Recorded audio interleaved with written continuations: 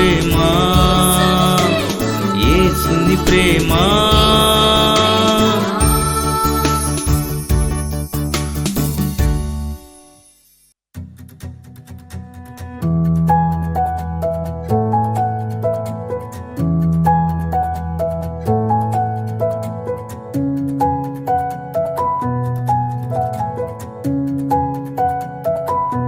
స్తుతి నైవేద్యం. Praise Lord. ప్రభునందు ప్రియమైన వారలారా, అందరు బాగున్నారు కదా. ఈరోజు 135వ కీర్తన 10, 11, 12 వచనాల మటుకు ధ్యానం చేద్దాం. అనేకులైన అన్యజనులను, బలిష్ఠులైన రాజులను ఆయన హతము చేసినవాడు.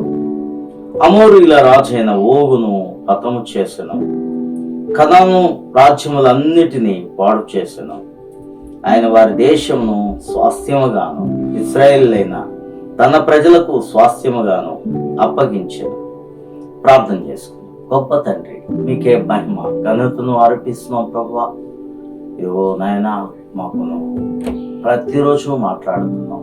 ఈ మాటలను బట్టి మేమెంతో ధైర్యపరచబడి ఈ భయంకరమైన లోకంలో చక్కగా మేము జీవించగలుగుతున్నాం ప్రభువా. మా దేవుడు కునుకక కాపాడే దేవుడని, మాకు ప్రతి అవసరత తీరుస్తూ మమ్మల్ని నడిపిస్తున్న దేవుడని, మమ్మల్ని పోషిస్తున్నవాడని, ఏదో మాకు ఆరోగ్యం ఇస్తున్నవాడని నమ్ముచున్నాం నాయన. నీ కృపతో మమ్మల్ని ఇంకనూ నింపి నీ వాక్య ధారల చేత మమ్మల్ని ఆశీర్వదించమని యేసు నామమున ప్రార్థన చేయుచున్నాం తండ్రి, ఆమేన్. అనేకులైన అన్యజనులను, బలిష్ఠులైన రాజులను ఆయన హతము చేసినవాడు. హల్లెలూయా. ఇశ్రాయేలును ఐగుప్తు దేశములో నుంచి దేవుడు విడుదల చేసిన తర్వాత, ఫరో నుంచి, అతని చేతిలో నుంచి, అతని బానిసత్వం నుంచి విడుదల చేసిన తర్వాత ఇశ్రాయేలీలు అరణ్య యాత్ర చేశారు. 40 సంవత్సరాలు అరణ్యంలోను ఎడారుల్లోనూ వారు ప్రయాణమై కనాను దేశానికి వాళ్ళు ప్రయాణమయ్యారు. ఈ 40 సంవత్సరాలలో వారికి అనేక మంది బలమైన రాజులు, బలిష్ఠులైన వారు వారికి మధ్య మధ్యలో వారి యొక్క యాత్రలో అడ్డు వస్తూ అనేక మంది వారిని బాధించాలని, వారిని నశింపచేయాలని చూసేవారు. కానీ అలాంటి బలిష్ఠులైన రాజులందరినీ కూడా దేవుడే హతము చేశాడు. ఎక్కడ వారు వేద యుద్ధం చేయలేదండి. ఇశ్రాయేలుకి యుద్ధం చేయడానికి అప్పటి వరకు వాళ్ళు ఐగుప్తు దేశంలో బానిసలుగా ఉన్నారు. వారికి ఆయుధాలు కానీ ఏమీ లేవు. యుద్ధమే తెలియదు వారికి చెప్పాలంటే. 400 పైగా సంవత్సరాలు వాళ్ళు బానిసలుగానే ఉన్నారు. చాలా ఐగుప్తు దేశం కొన్నాళ్ళు సుఖాన్ని, ఆ పదవుల్ని అనుభవించిన ఆ తర్వాత వాళ్ళ జీవితం బానిసత్వంలోనికి వెళ్ళిపోయింది. అలాంటి వారి చేతుల్లో ఆయుధాలు ఎక్కడ ఉంటాయి? అందుకనే దేవుడే వారి పక్షమున యుద్ధం చేసి వారిని చక్కగా దేవుడు నడిపించాడు. అయితే వారి ప్రార్థనే వారిని గెలిపించినట్లుగా చాలాసార్లు మనము ఆ సంఖ్యాకాండంలో మనం చూడగలుగుతూ ఉంటుంటాం. ప్రియమైన వాళ్ళారా, అయితే ఇక్కడ చెప్తున్నారు, అమోరీయుల రాజైన ఓగును హతము చేశాను, కనాను రాజ్యములన్నిటినీ పాడు చేశాను. మరి దారి మధ్యలో అరణ్యంలో ఎంతో మంది మోయాబీలు, లేకపోతే అనేక దేశాల వాళ్ళు శత్రువులుగా వారిని ఏంచి వారి మానాన్ని వారు వెళుతూ ఉంటుంటే వారి ప్రయాణాన్ని ఆఫ్ చేసి వారిని నశింప చేయాలని చూసేవారు. కానీ అలాంటి వారందరినీ దేవుడు ఓడించాడు. ఆ తర్వాత కనాను దేశానికి వచ్చిన తర్వాత కనాను దేశంలో 7 జాతుల బలమైన ప్రజలు ఉన్నారు, బలమైన రాజులు ఉన్నారు. వారందరినీ దేవుడు ఏం చేశాడంటే పాడు చేశాడట. వారి రాజ్యాల్ని పాడు చేశాడు, వారిని నశింపజేశాడు.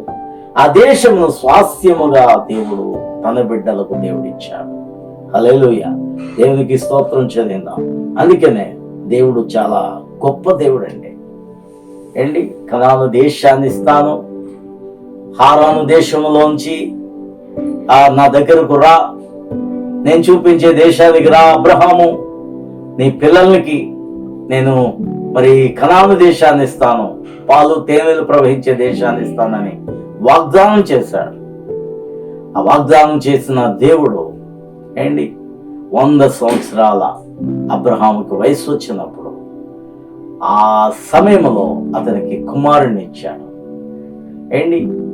మరి ఆ వాగ్దానాన్ని స్వతంత్రించుకునే భాగ్యము అబ్రహాముకి, ఆ తర్వాత ఇస్సాకు నుంచి యాకోబు 12 గోత్రాల్లోంచి వచ్చిన ఇశ్రాయేలు ప్రజలకు అబ్రహాంకి ఇచ్చిన వాగ్దానాన్ని మర్చిపోకుండా ఆ కనాను దేశంలో ఉండే బలమైన రాజులను, బలమైన జాతి ప్రజలను, కనానీయులందరినీ కూడా దేవుడు నాశనం చేసి ఆ దేశాన్ని స్వాస్థ్యముగా తన ప్రజలకు అప్పగించాడు.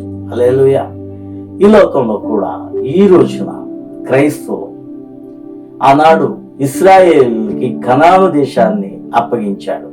ఐగుప్తులో నుంచి, బానిసత్వంలో నుంచి, ఫరో చేతిలో నుంచి విడుదల చేశాడు. అలాగే పాపం అనే ఊబిలో ఉన్న మనల్ని, ఐగుప్తు లాంటి చీకటిలో ఉన్న మనల్ని, సాతాను ఫరోలాగుంటే మనం అతని చేతిలో, సాతాను చేతిలో ఉన్న మనల్ని విడిపించి ఈ రోజున ఈ లోకంలో కనబడే స్వాస్థ్యము కంటే గొప్పదైన పరమకణానికి దేవుడు మనల్ని వారసులుగా, ఆ పరమ దేశాన్నే, పరలోక రాజ్యాన్నే స్వాస్థ్యముగా ఇవ్వటానికే యేసు ప్రభువారే ఈ లోకానికి వచ్చి ఆయన లోకమును జయించి, సిలువను జయించి, మరణమును జయించి, మనల్ని కూడా పాపమును జయించేవారుగా మార్చి ఆ పరమకణానికి వారసులుగా, ఆ పరమ లోకమునే, పరమ దేశమునే ఆ దేవుడు మనకి స్వాస్థ్యముగా అప్పగించడానికి నన్ను దేవుడు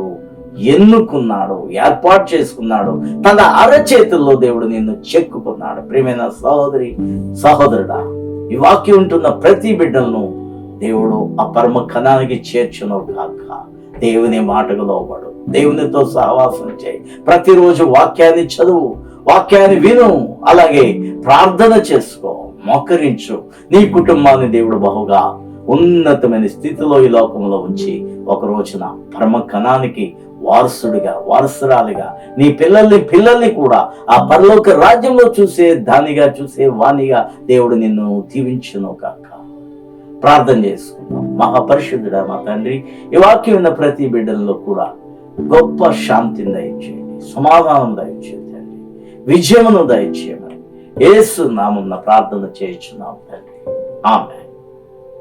నా యేసుడే సాటి లేరు, ఆయనకు వేరెవరు. పట్టపురాణిగా నన్ను చేసి కొనిపోగరనైన నా ప్రియుడు యేసు, అతి సుందరుడు యేసు. నా ప్రియుడు యేసు, అతి సుందరుడు యేసు. ధవళ